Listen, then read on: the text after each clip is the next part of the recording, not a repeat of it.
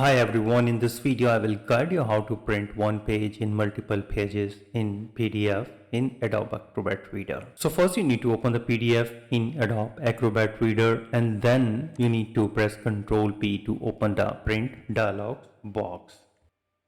And now under the sizing and handling you need to click on the poster button. And now here you need to change the percentage to make the image larger or smaller across pages. For example, if you select 150 and click on the preview and then look at the preview box on the right to see how many pages it will split into.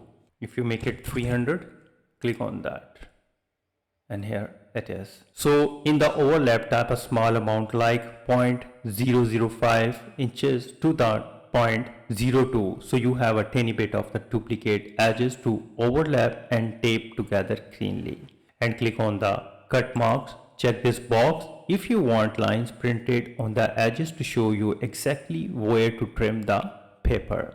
And here is the orientation. You can select the either landscape or the portrait, whatever your requirement is, and then click print to proceed.